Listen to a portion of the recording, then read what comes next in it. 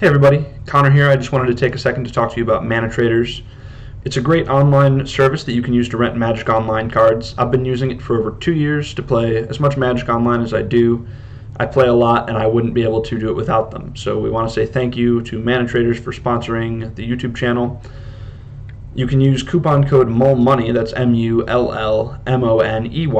to get 15% off your first 3 months when you subscribe to Mana Traders, and I really couldn't recommend them highly enough. If the rental isn't enough for you, they also run a free $15,000 monthly tournament that involves, they've got a leaderboard every month and a big Swiss tournament, and you get to compete for cash prizes, and that's really cool to be able to do in COVID times. You do need to be a subscriber to get full prizes, but you don't have to subscribe to play. You still get some prizes, even if you're not a subscriber and just want to battle. Also want to take a second to talk to you about the Holiday Cube Trophy Challenge that our very own Zach Allen's going to be participating in. He's going to be teaming up with Emma Handy, Numat the Nummy, and Jim Davis, taking on LSV, Caleb Durward, Jonathan Brostoff, and Hall of Famer Gabe Nassif, competing to see who can win the most trophies in the Magic Online Holiday Cube. It's going to be happening on December 26th and the 27th. Zach is going to be streaming it over on his Twitch page. That's twitch.tv/A22EN. So go over there, watch some fun matches, hang out with Zach, and take part in some giveaways. Hope you enjoy the video. Hey there, everybody. Connor here for another episode of Making Magic Happen, brought to you by RIW Hobbies and Games in Livonia, Michigan. And today, I'm bringing you the weekly Friday night prelim. We're back here with some Oops All Spells again, and this time we're playing it a little bit differently. Now, last weekend, Oops kind of dominated the weekend. There were 2 challenges, and there was a PTQ that happened on Saturday. And the PTQ was both won by this list of Oops and had 2 others in the top 8. So it's really the deck to beat in Pioneer right now, and we're going to be giving it a spin. You may have seen my video a couple weeks ago where we played my friend Baker Neenan, BTCLA's list of Oops from the MOCS Championship. This one is a little bit different. You might see that we're playing 80 cards in Yorion. Now, the big reason for that is that Yorion kind of fakes our opponent out. In Game 1, if they see that we're playing 80 cards and we reveal Yorion, hopefully they will keep a hand that is better against a slower controlling deck or bad against us. Now, the reason that we moved up to 80 cards, we moved up both for the Yorion, and the other upside is that we get to play Duress and we get to play Thoughtseize in the main deck. Now, these make the deck, it's a little bit less consistent, but it is more powerful. Since the MOCS, there's been a pretty big uptick in counterspell decks. There's been a lot of Wilderness Reclamation going around. There's been a lot of, mostly Wilderness Reclamation. There's been some like Esper type decks, and Game 1 for us is really hard against them, unless we draw one of these. So having these 6 cards and going up to 80 cards is kind of a metagame adjustment. So the main deck is mostly the same. I've got the mana base over here. Obviously, it's all spells. The goal, for those of you who don't know, is to get one of either of these cards, Undercity Informer or Balustrade Spy, into play. We reveal cards from the top of our deck until we reveal a land, which means we reveal our entire deck, put it into our graveyard. 4 Creeping Chills trigger, Silver Smoke Ghouls come back from the graveyard, Prized Amalgams come back from the graveyard, and we shuffle World Spineworm back in so that we don't deck on our next turn. Now how we're doing that is we have these 4 spell lands, Hagramali, Kazandu Mammoth, Balagad Recovery, and Palaka Predation. These all enter the battlefield tapped as a land of whatever color they are, and these all, we pay 3 life to have them enter the battlefield untapped. That's Seagate Restoration, Turntimber Symbiosis, and Agadeem's Awakening. To speed us up a little bit, we do have 3 Mana Dorks. Tangled Florahedron doubles as a tap land for when we need that, and then Sylvan Caryatid and Paradise Druid ramp us and don't get killed by the mono red decks and the fatal pushes of the format. Now, we also have, for when we do have a Mana Dork draw, we have Eldritch Evolution and Neoform to cheat our Balustrade Spy and our Undercity Informer into play. That's the goal of the deck on turn 3 or 4, to flip the entire deck into the graveyard and win on the following turn. Pretty simple stuff. In the sideboard, what we're looking at is mostly ways to answer graveyard hate. So the big ways right now that are going around are Grafdigger's Cage and Soul Guide Lantern. Any decks can play those. And the mono red deck, which is playing, what's the name of that card? Roiling Vortex is the name of the card, which stops us from gaining life.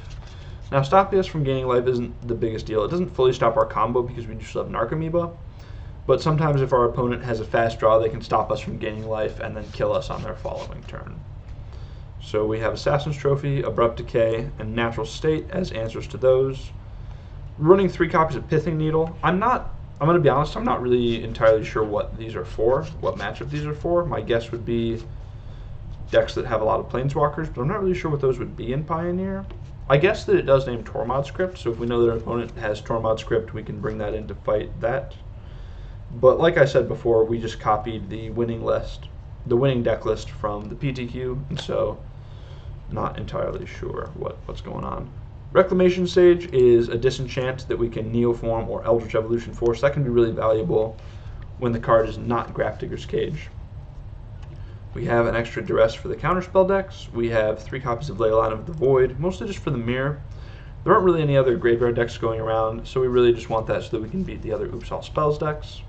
And then finally 1 copy of Yorion for the Game 1 Psych Out value. Alright, let's get down to the games. Hope you enjoy.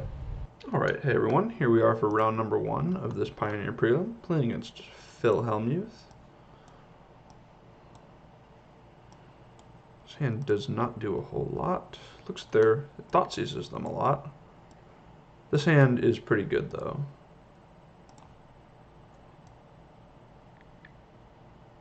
I guess it doesn't have a green source. I didn't see that at first. But we're still drawing to lots of stuff. Our opponent is on... still drawing to like a lot of our lands. Opponent's on mono black. Not sure if this was supposed to be a mulligan or not, to be honest.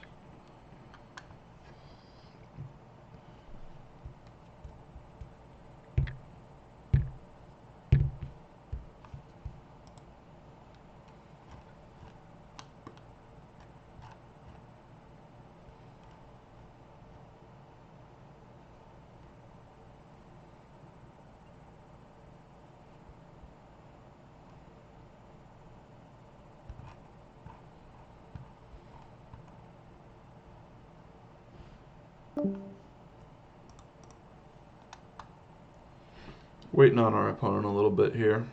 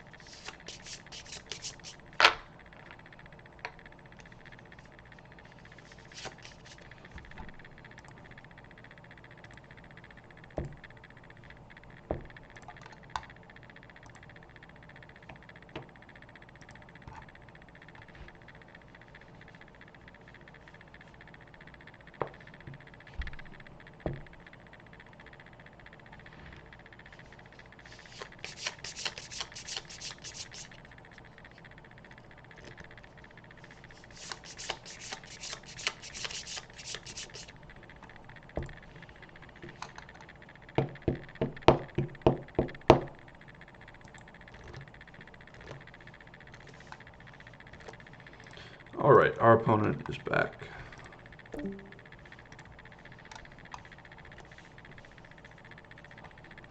Hoping to draw an untapped green source here. If we do that, then we have a turn 3.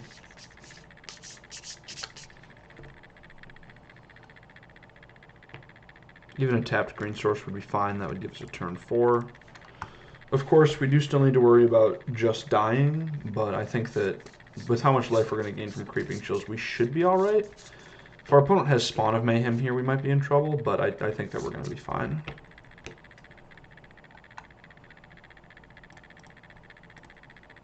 Let's get Caryatid. Playing out this Kazandu Valley, I don't think that they're going to play any sacrifice effects, but it can't hurt to play around one. Just go ahead and soak up 2 damage here.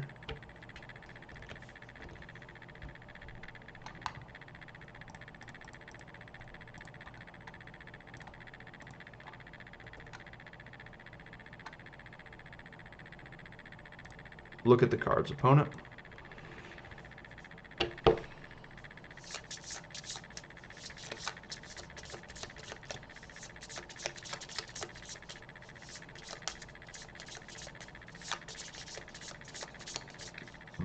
So luckily we didn't draw any of our Creeping Chills, so we are gaining the full 12 here. We're going to be back up to 19. We're going to have a much bigger board than our opponent, and we'll be able to give our stuff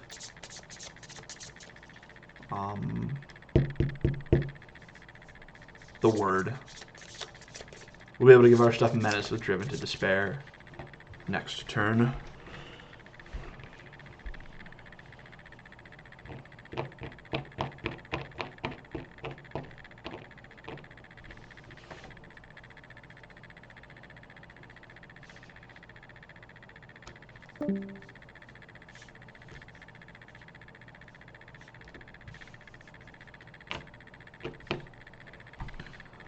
So thinking ahead about how I want to sideboard in this matchup,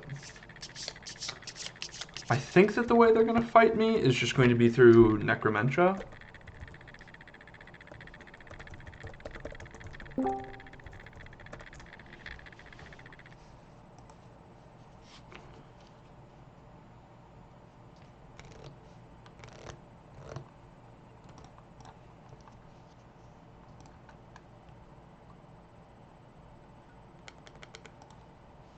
They have a lot of Thoughtseize effects. They do have Soul Guide Lantern, so we're going to need to be able to beat Soul Guide Lantern, as well as potential Necromentias. So good thing that we got game one. Always need to do that. Alright, opponent's just going to go ahead and scoop them up. So I'm looking at bringing in the Decays, the Natural State, and the Reclamation Sage. I just don't really want Thoughtseize, I don't think. I think everything else is good, though. You're going to bring in these 5. We don't really need Ley Lines. I also don't want Driven to Despair. So we're going to cut Driven to Despair, and I think I want to shave 2 Thoughtseizes.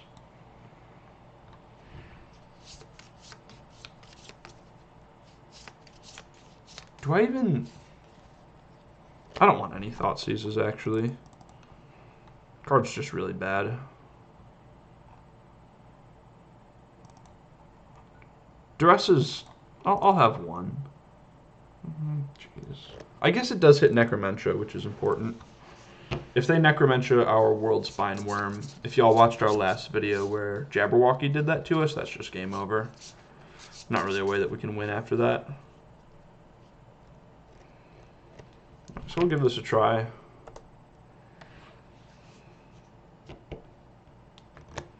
No black mana.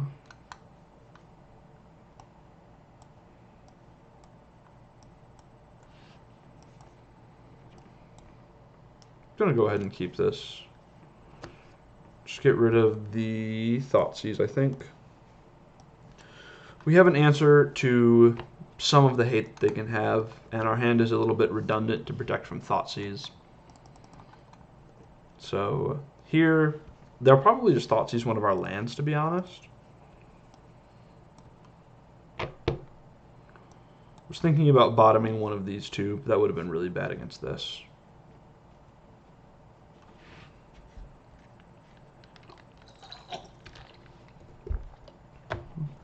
Yeah, this makes sense.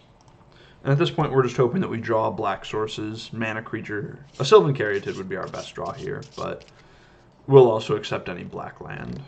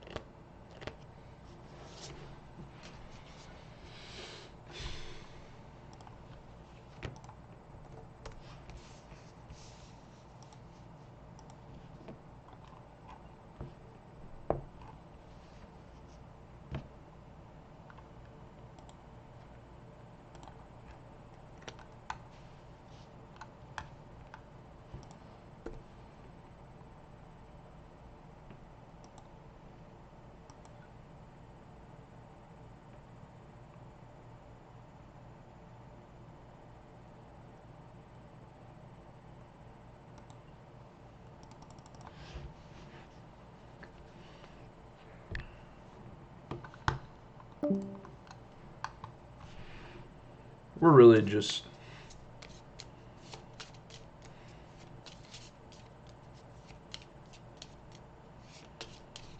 My God.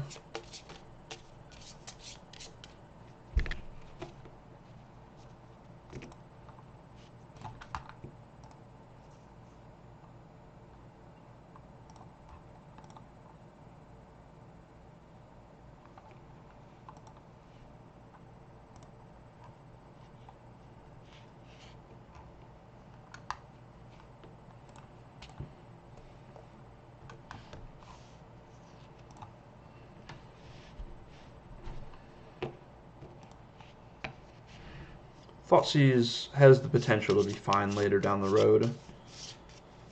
It's possible that we'll get a chance to Thoughtseize before they have a chance to Necromentia away our worms.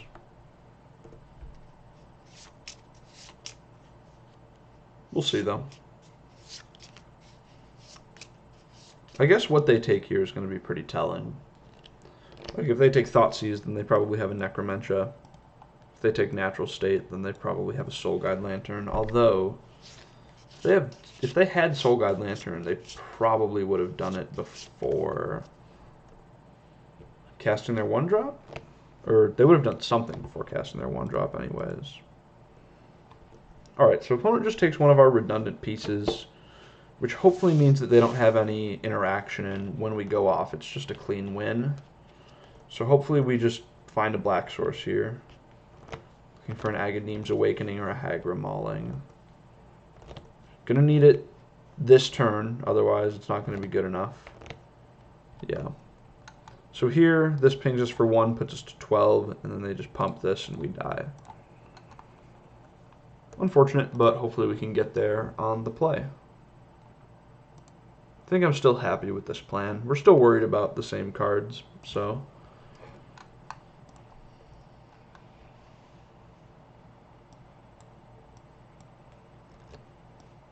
I do like this hand. If this hand doesn't get turn 1 Thoughtseized, it's going to be in a really good spot.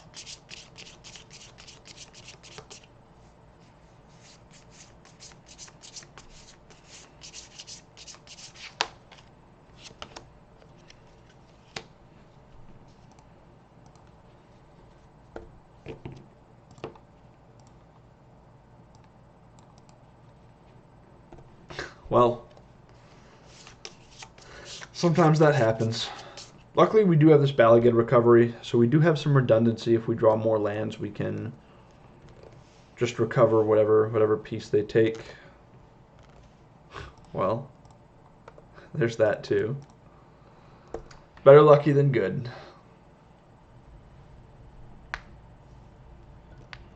Alright, gonna duress them here, I think. Yeah, I think it makes sense to duress. Alright, they don't have anything. So we should just be able to win next turn.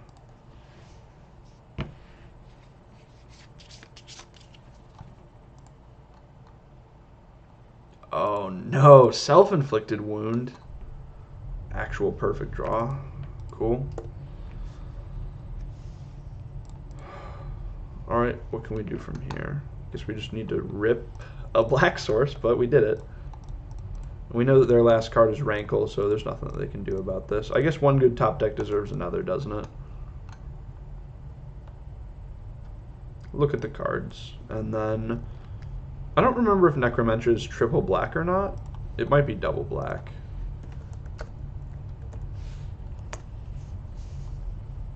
Necromentia is double black, so if that's in Phil's deck, he could have drawn it, but it looks like he didn't, so we ended up getting there. All right. Didn't look good for a second there, but we got there. See you for round 2. All right, here we are for round number 2. We won the die roll. We'll go ahead and reveal our Yorion there.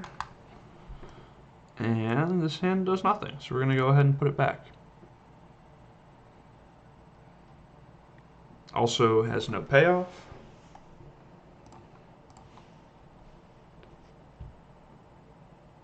We're up against Medvedev. They've gone ahead and kept 7.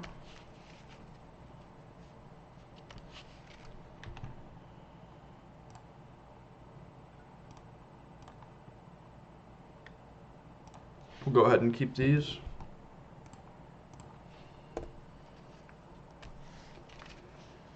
Hoping to draw a Mana Dork on turn 2 would be great, because then we would just have a turn 3. And if we don't draw that, then any land on turns 2 or 3 will get us there.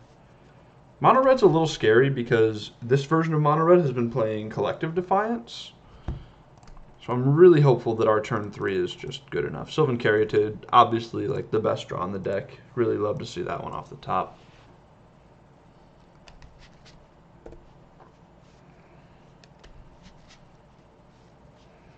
Alright, well, we're going to pray that our opponent does not have a Collective Defiance here.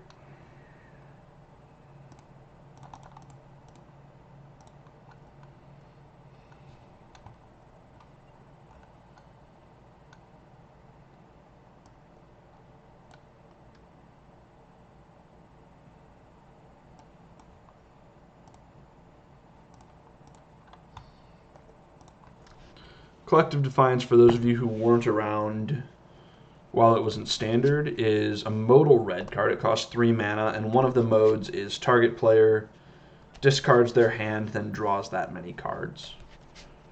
So, actually, hang on. I think it's that many cards plus 1.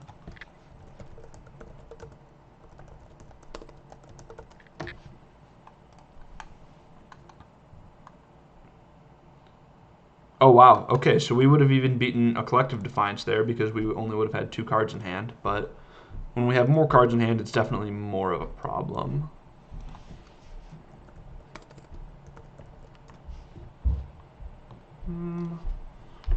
Let's see, what do we think they have? Just going to bring in some Abrupt Decays, I think, for right now.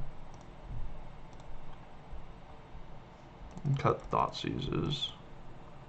Nothing else that we're really interested in. Our plan is just going to be jam and make them have it. You know, we're going to beat we're going to beat all of their draws that don't involve a hate piece, assuming that our deck functions. So we're just going to make them have a hate piece is the strategy.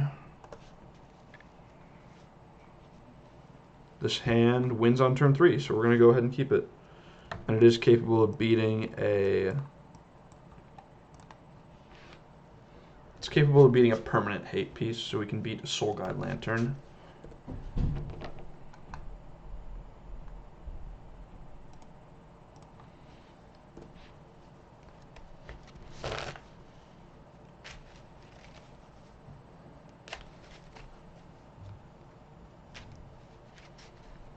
Can beat a Roiling Vortex too.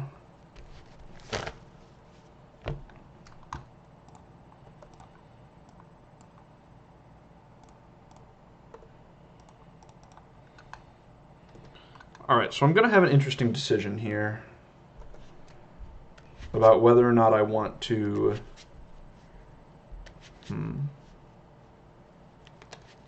Well then, that just made my decision easier, I guess. I do have to use my Abrupt Decay here, unfortunately.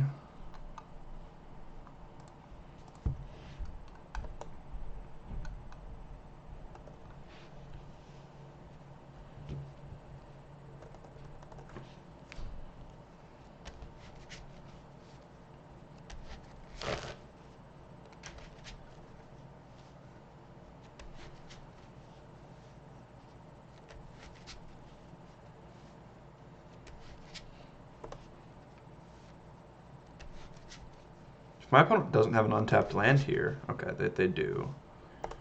But if they didn't have an untapped land there, then we were going to be in amazing shape.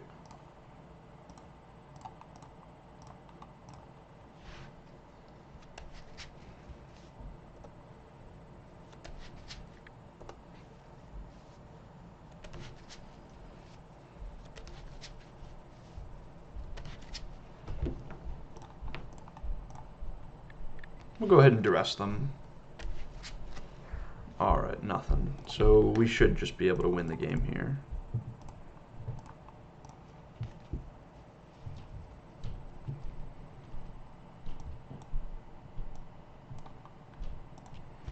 Let's go ahead and get a Balustrade Spy. We do have the Narcomoeba, so we get to bring back our prized amalgams, even though we can't gain the life. We're going to fire off 2 Creeping Chills, which will put them to 12. And then our creatures will be able to finish them off. We are able to use these Creeping Chills as burn spells next turn. Yep. But still, even though we can't gain life, our opponents had, honestly, a really bad draw. Which, you know, can't blame them for keeping a hand like this. They did have 2 pieces of interaction. But it's not going to end up working out for them. Unless they draw exactly Collective Defiance here, they're just going to lose.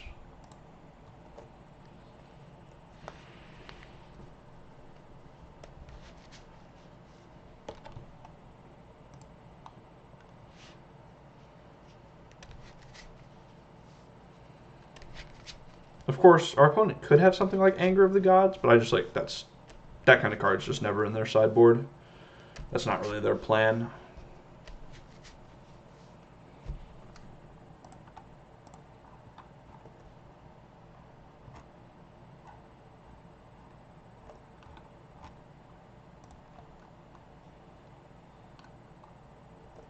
Alright.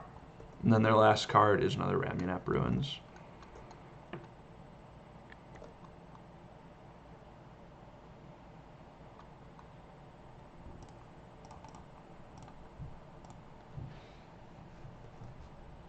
Wait, what? Oh, I didn't mean to do that. Whoops. I meant to give my creatures Menace. That was just a misclick there. We're still going to win here, but that would have, I believe that would have been lethal.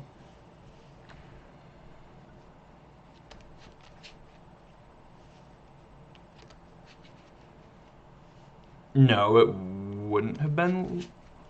Wait, hang on. Yeah, they would have only been able to block 1 prized amalgam. So they would have taken 11, yeah. So that was a misclick that could potentially cost us this game. If they peel Collective Defiance, good beats. But, you know, just got to slow down and pay attention when you're playing games like this. Just make sure that you don't lose to something silly like that. Luckily, opponent didn't peel to punish us, and we're 2-0. See you for round 3.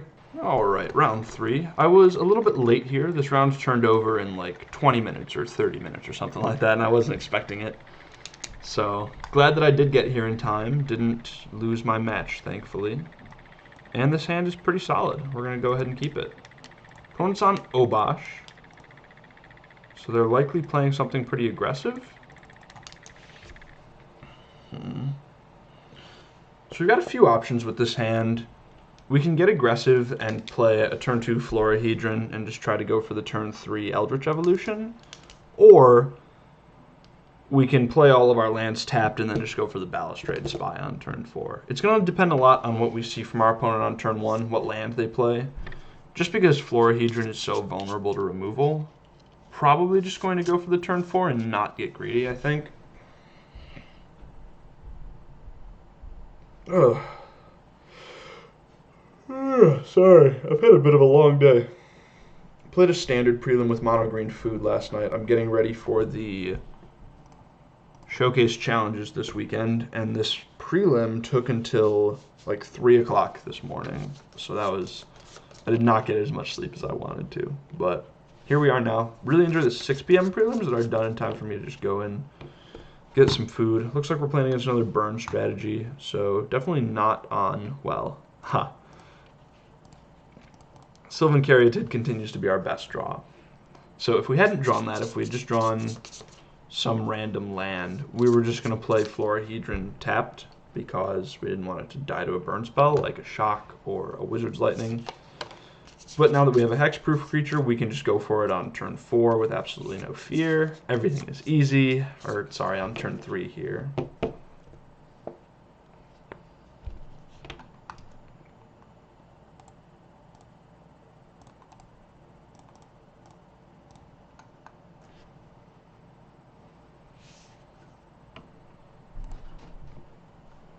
Real quick.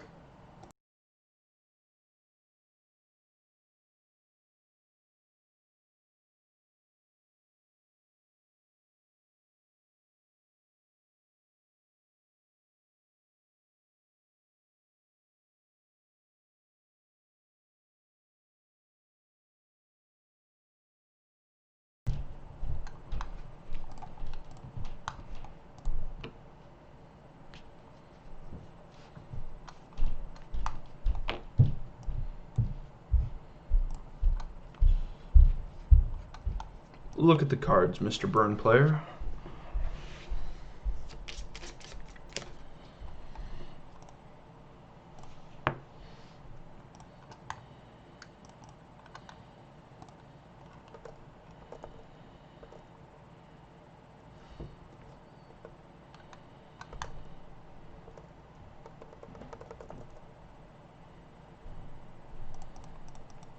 Alright. So we're going to get game 1. Now I just got to worry about beating the hate post board. Wild Slash resolves.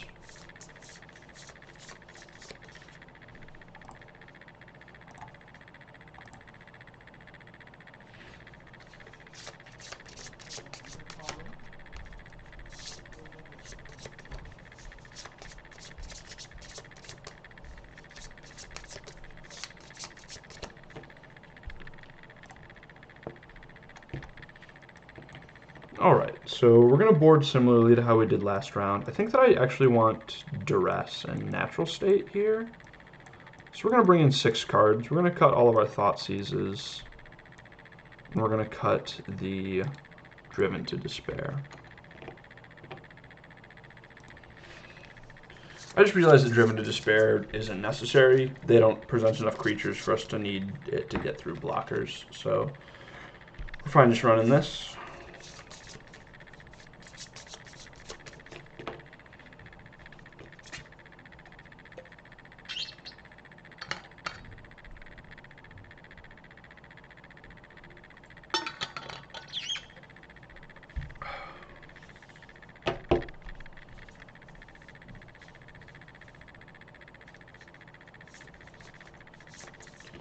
So the hate cards that we normally have to beat are usually either artifact based or they are Roiling Vortex. I don't think that most of our opponents are going to have Rest in Peace. And then we're also hoping that we don't get Collective Defianced. That one's been popping up here and there, but I don't think that it's one that we're super worried about.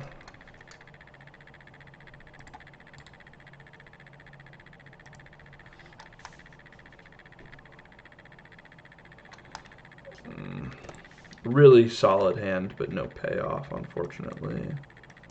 Same thing here. All the mana that we want, but no Spy, no Deck Tutor. How many Neoforms do we play? I'm not sure how many Neoforms we play in this version. We have 4 copies of Neoform. Alright.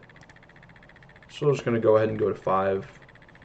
Like, this is just a very good hand. So yeah, no problem going down to 5 cards and just mulliganing for what we need. You know, we do need to dodge the hate from our opponent, but they are on 6 cards. They're on a mulligan, so hopefully we're able to get there. That was a good draw because it lets us go off without bolting ourselves for the second time.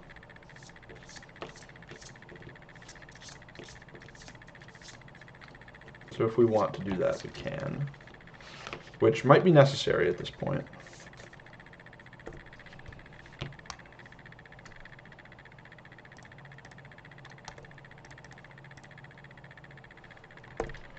Alright, opponent, please don't kill us. I'm just going to have 3 cards in hand, and we can't really beat any hate here. So hopefully we get lucky.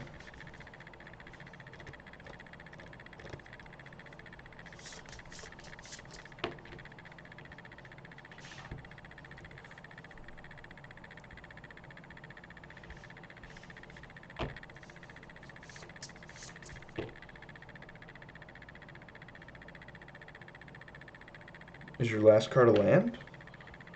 If your last card's a land, I lose. Oh my god. Oh my god.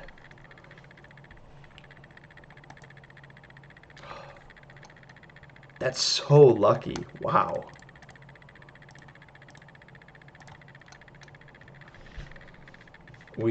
Yeah. Unless their last card is Collective Defiance, we are going to steal this one. Yeah, really lucky that they didn't have a land for the Soul Guide Lantern. That's just kind of everything we need to happening. So, won't complain there. Let's see if we can get this one. Just going to say yes to all these triggers. We don't want our prized amalgams getting swallowed up by the Soul Guide Lantern. I shouldn't be F6 because I want to play one of these lands out next turn. Or this turn, rather, so I can Haunted Dead. Alright.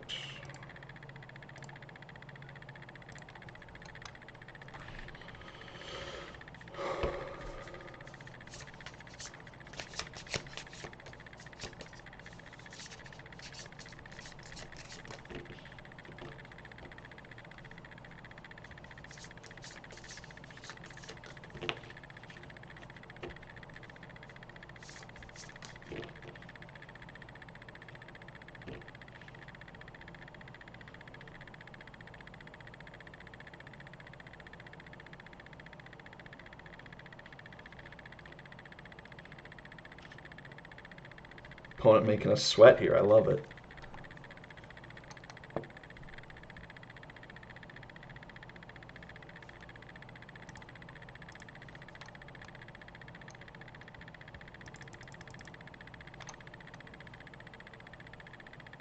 Alright, we were able to get there. So, wow, 3-0 now. Off to a really good start. Hopefully we can have a strong finish too. See you for round 4. Alright, hey everyone. We are here for round number 4. On the die roll. And what is our hand looking like? Our hand is looking really good. Looking at a pretty solid turn 4 here. If we draw an untapped land or a Neoform or an Eldritch Evolution, we have a turn 3.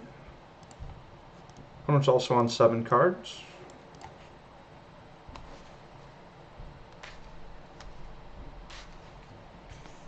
Stomping Ground. What does Stomping Ground mean?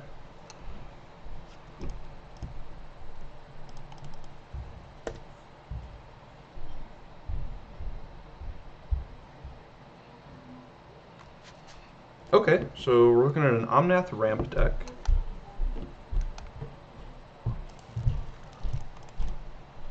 Just gonna play Silver Smoke Ghoul here.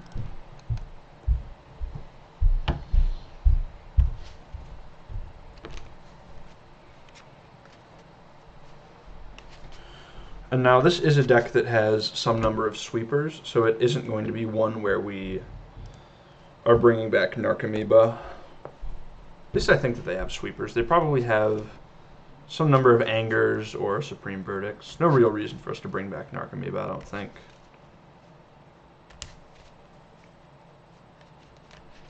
Alright. We're just going to put Balustrade Spy in play. I guess we could have attacked for free with Silver Smoke Ghoul. There wasn't really a reason not to do that, but I don't think it's going to make a huge difference in the end. Look at the cards.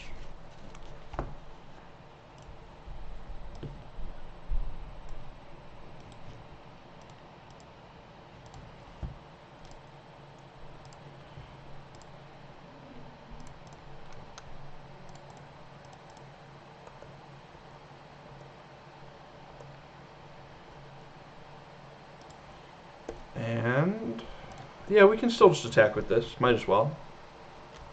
They're gonna block, but it's still gonna come back.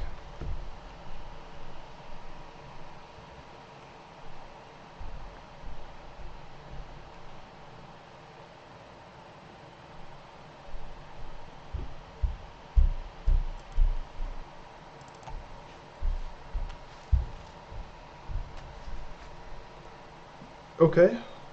So my opponent's going to need something really good here. They're going to need something like a really good Genesis Ultimatum.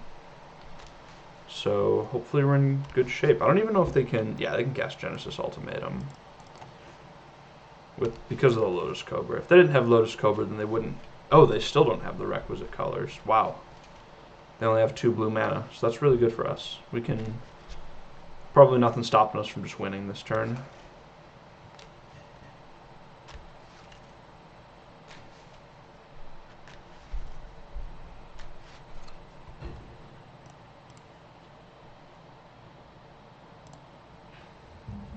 So they chose green with their Lotus Cobra.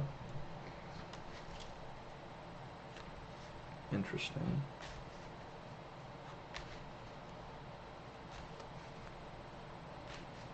Alright. Didn't hit anything off their Escape to the Wilds, so we should just have it locked up here.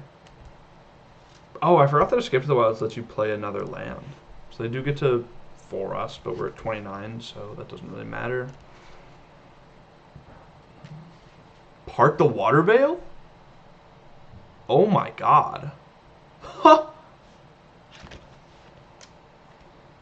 Well, maybe I was wrong.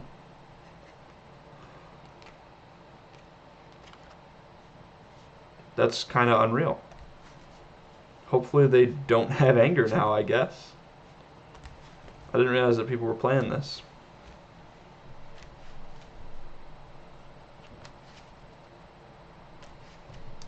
All right, we could be in some trouble. They get to make 5 mana with this Evolving Wilds, so they can cast Genesis Ultimatum here.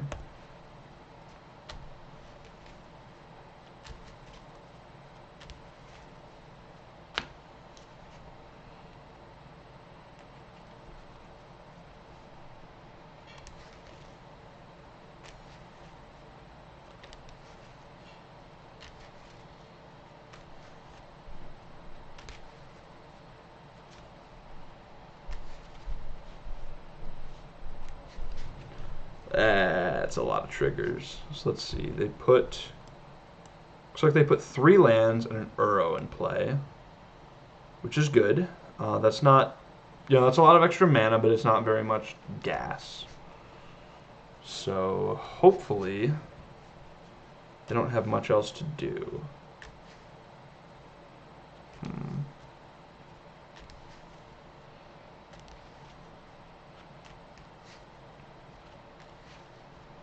If they have another Genesis Ultimatum, we could be in trouble.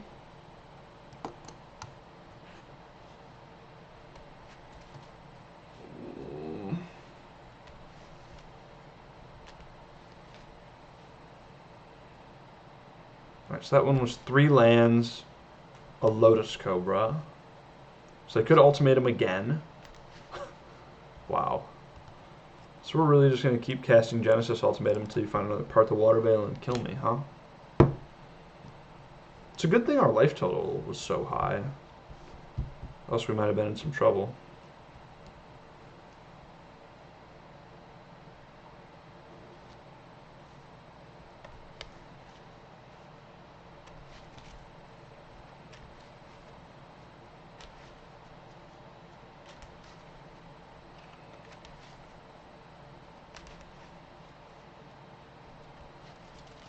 Another Ultimatum? Okay. Or I guess this... They can't escape Uro quite yet. Right, escape to the Wilds. Oh my god, found a Part the Water Veil. Wow. I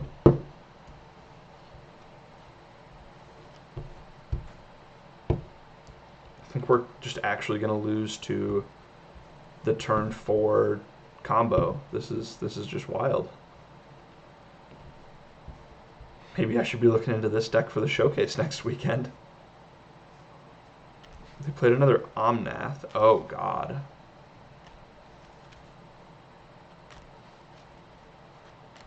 And another thing is they're just gaining so much life that with all their blockers, it's possible that I won't be able to kill them in one shot if they gain very much more. So you can cast Part the Water Veil here. You can also Uro. I don't know if you're able to escape Uro. Can you cast Part the Water Veil with Kicker? They can? Oh my god. We're just dead. We are just dead. We're just going to lose to this.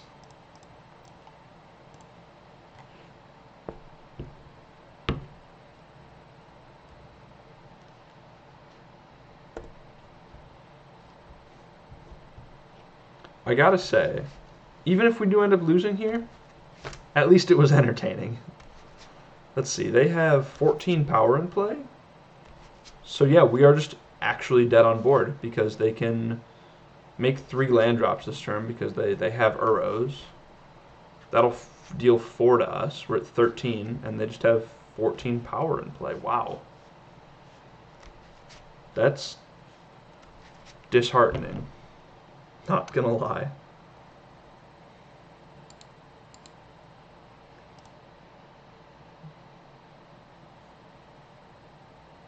And after all that, they still just like had another draw 5 lined up.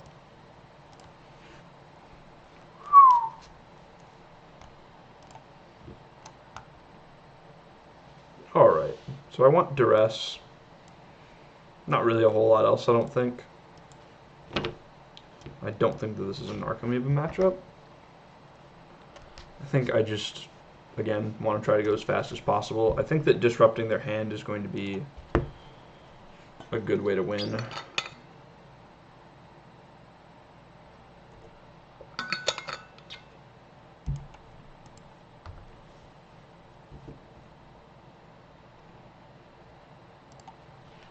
No payoff in that hand.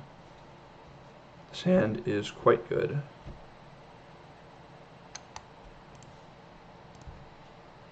Turn 3 potential. And if we don't turn 3, then we can rip their hand apart on turn 3.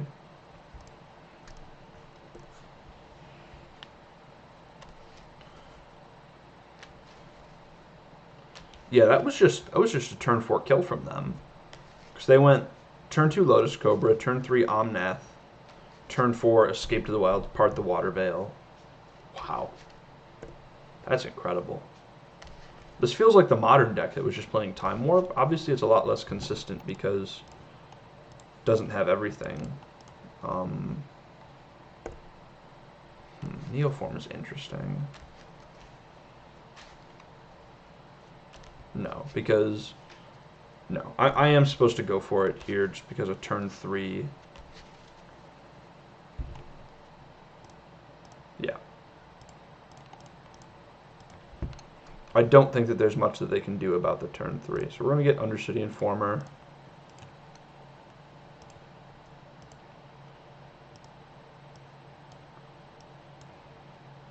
We will look at the cards and then hopefully win next turn. They could have something like Anger, but we are bringing back our ghouls only here. And then our prized amalgams will come back on their turn, so a sweeper won't be able to beat us. So at this point, they need to have like Unmoored Ego or Necromentia or something like that, and I'm pretty sure they don't play those cards. So I think that we'll be good to go to a game number 3 here.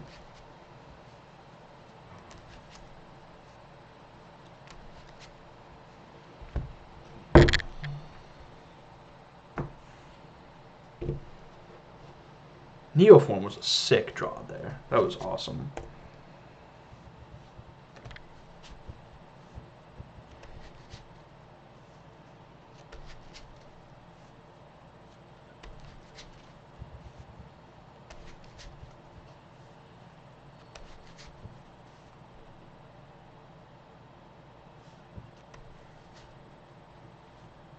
Oh my god.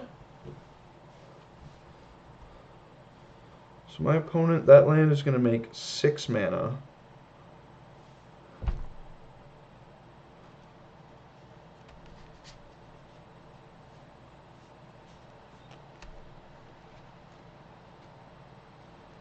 This is just... If my opponent manages to come back into this one, I'm just going to be blown away. That's just going to be wild.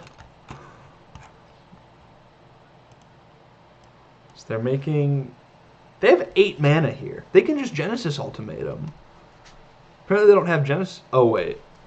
No, because that was only the second land drop that Omnath saw. And their Growth Spiral did not put a land in. Thank God. Huh! That was just... If their Growth Spiral had put a land in there, I think that they could cast Escape to the Wilds. So I'm just... We have lethal here, so I'm just going to Thoughtseize them and see what's in their hand. Okay, so they had Genesis and Escape. And I'm fine just playing the racing game with us having hand attack, I think.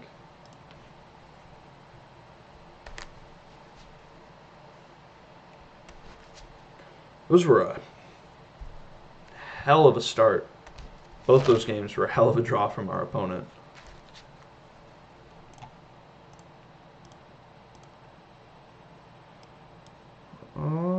I don't think this hand is good enough. Yeah, this hand just doesn't really do anything. Oh my god. This one is, I believe, a keep.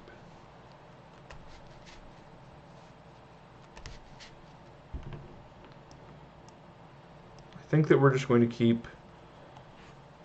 I think that we're just going to keep the 4 mana sources and hope that turn 4 with Thoughtseize backup is good enough.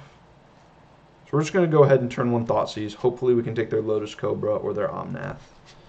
Or their Hate Piece if they have one, I suppose. But we're just going to go turn 1 Thoughtseize and then try to kill them on turn 4.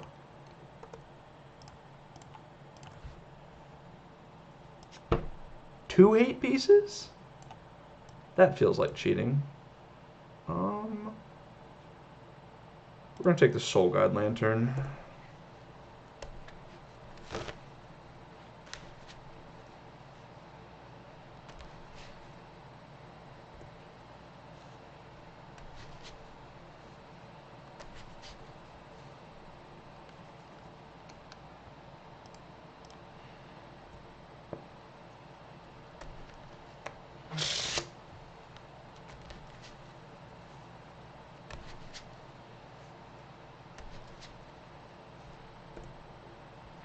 No, not a Lotus Cobra.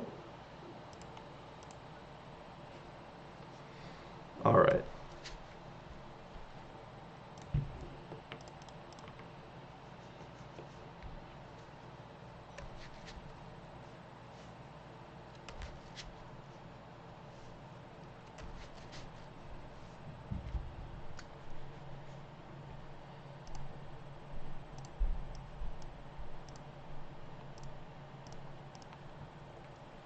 Playing it this way because I'm probably going to end up using these 2 just as spells. Hang on, did I don't know if I boarded in a way to kill Grafdigger's Cage.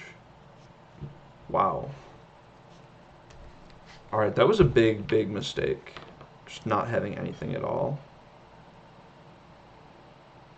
I don't think that I can trade here. So I just need to win with some good old-fashioned beatdowns here, which is going to be really difficult. Alright, well, thank you for not playing the islands that I knew about. You have Omnath, don't you? Of course. Alright, so definitely a mistake I made in boarding to just, like, not have any outs to this. I should have at least brought in the Reclamation Sage. That would have been smart.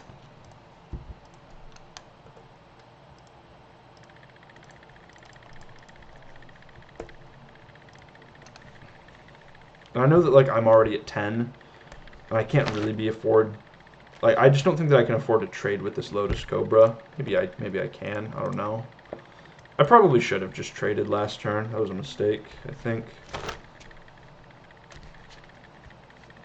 The good news is that Grafdigger's Cage pretty nicely shuts off their Genesis Ultimatum, if I'm understanding that correctly.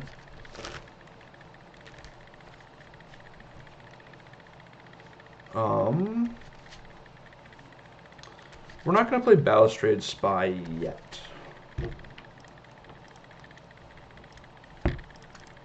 We're going to play that in a couple turns. Probably next turn. And then hopefully we'll get to hardcast this Turn Timber Symbiosis at some point. Of course, this is like going to be a really difficult game to win. We need our opponent to brick off for a while.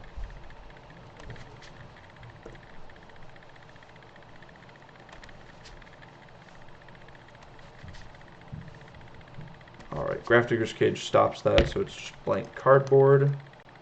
Just going to attack with our Undercity Informer. I don't want them trading these two, just because I want the Paradise Druid mana for this Turn Timber. Now, we do need to hope that this doesn't hit an Uro, but I think that it's important to just get the body in play.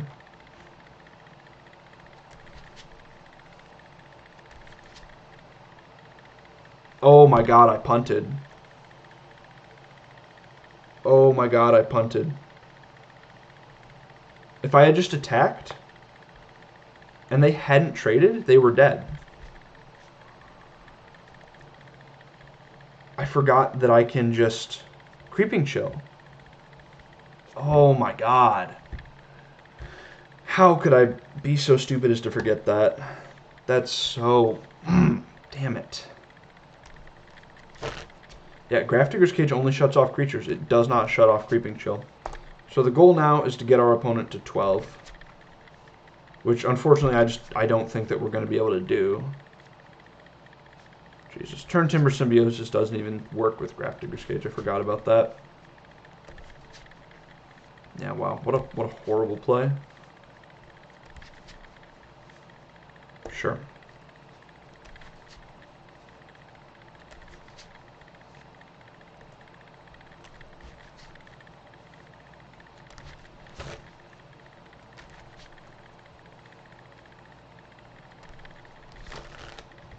Yeah, and now with my opponent being able to gain life here,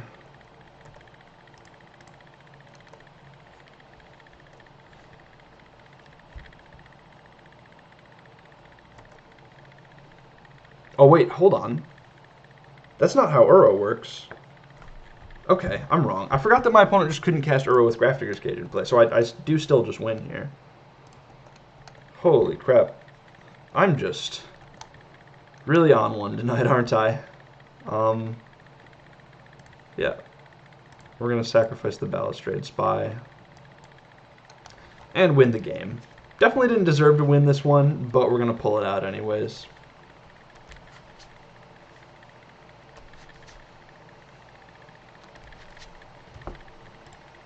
Just not a very solid grasp of what the game was about, but that's alright. This deck is just kind of busted. We were able to beat two really good draws from our opponent, and then 2 hate pieces. Alright, for round 5, just going to slow down and think things through a little bit more, but I will see you then. Alrighty, hey there everyone, here we are for round number 5. Looks like we're the only player at 4-0. And it looks like we are in an Oops All Spells Mirror. That or Lotus Field. So we're looking to draw an untapped land for the turn 3 here. Oh jeez. Yeah, we are not gonna win this one.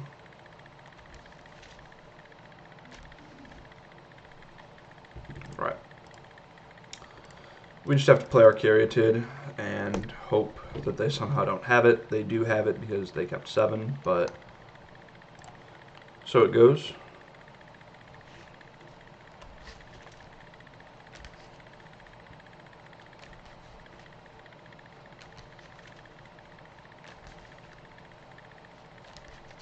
Alright, they do just have it. I'm just going to go ahead and I guess I'll like look at their cards and see what their deck looks like, see if they have anything abnormal.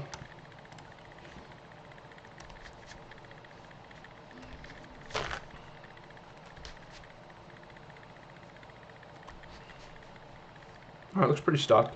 So we'll just go ahead and pack it in here.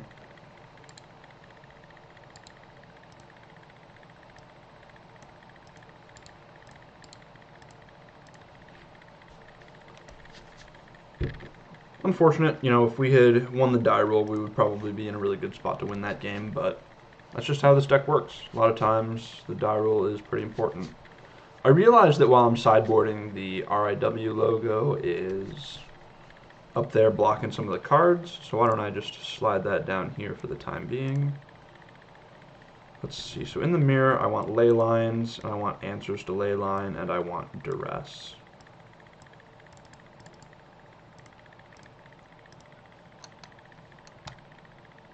Not really trying to board anything out.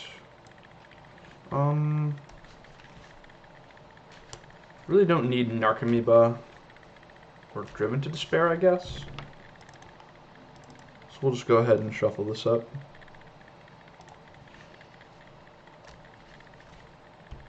I'm gonna cut a Silver Smoke Ghoul as well. I don't think we need 4 of those. The 4th one is really only there so that we can reveal Yorion in game number 1 and hopefully throw our opponents off, but that's not really relevant here.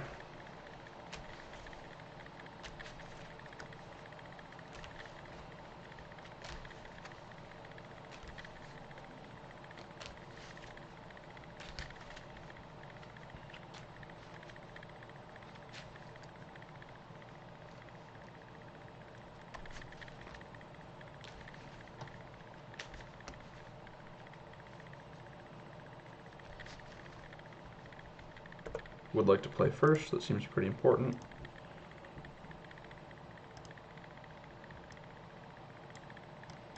Alright, this hand does not do anything. This hand also does nothing.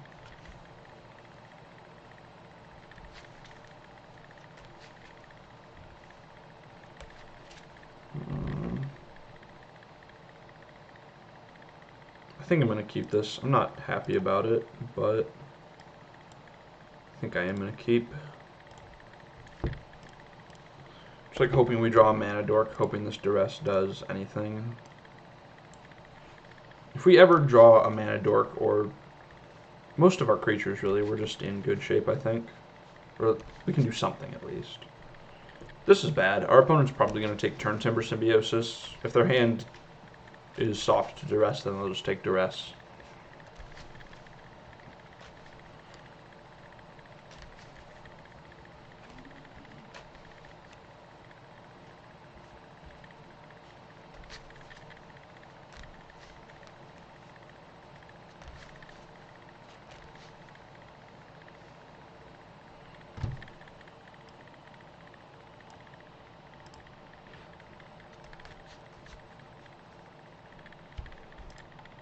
Well,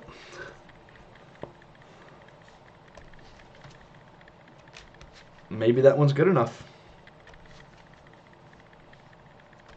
Oh my god, it might be good enough.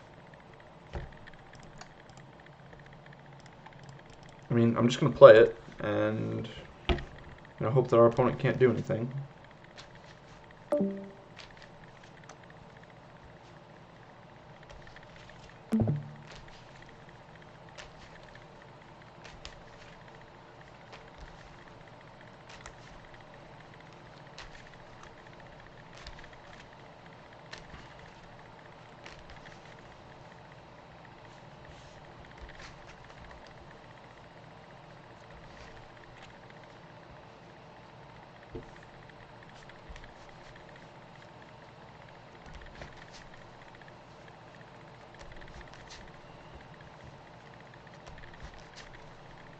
All right, wow.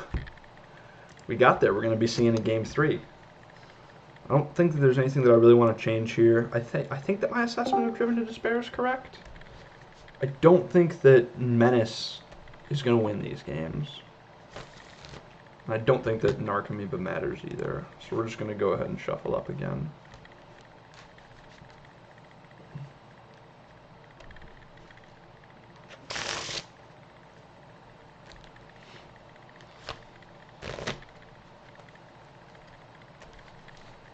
Wow.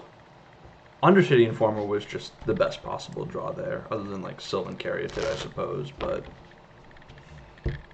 that was a wild game. Yeah, they got, I don't know, they got kind of punished for taking our, they took our duress, and if they had just taken a turn Timber Symbiosis, they would have been in a better spot, but I think that I like their play.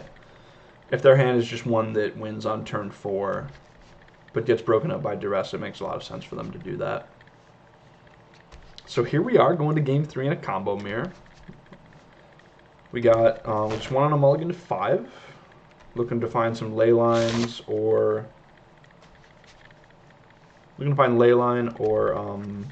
hand attack in our opener here, or just a fast kill.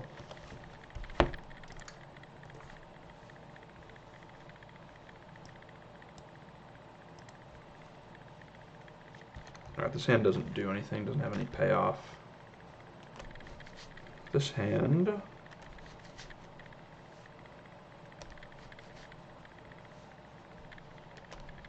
turn 3s, I guess. I think that we have to keep it.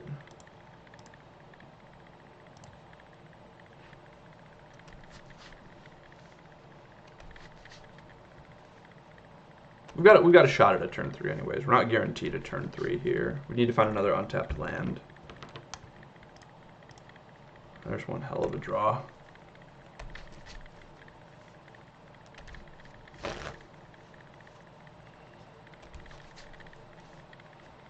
Wow. Almost like we're doing the same thing.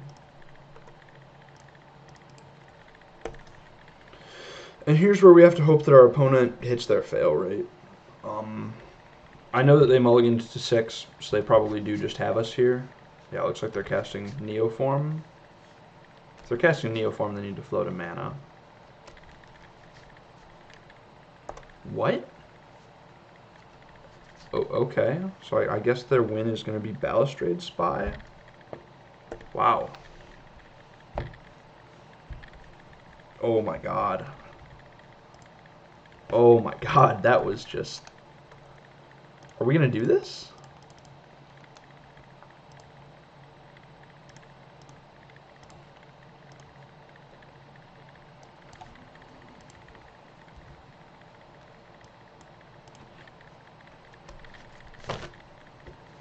Okay, so we do have to fade Necromentia from them here. But...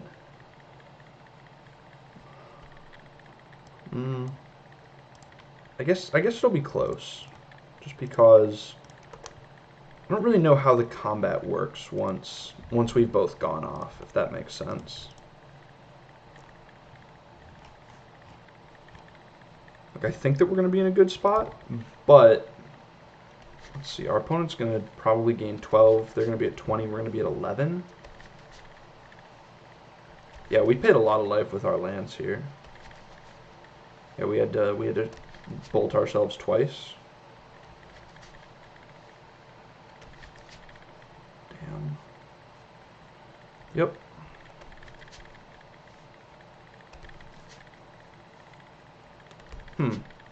So maybe it was a mistake to board out the... whatever those are called.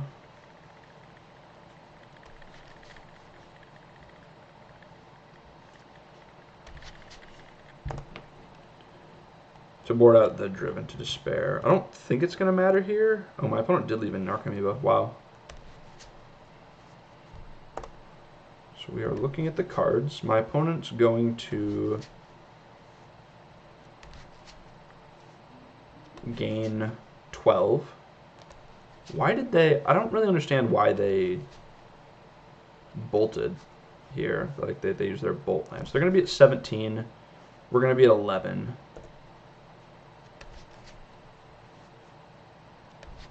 We have 21 power worth of attackers. 24, so I think that we just win here. Unless there's something weird that my opponent has for blue-blue. But, yeah, our Creeping Chill should just be good here.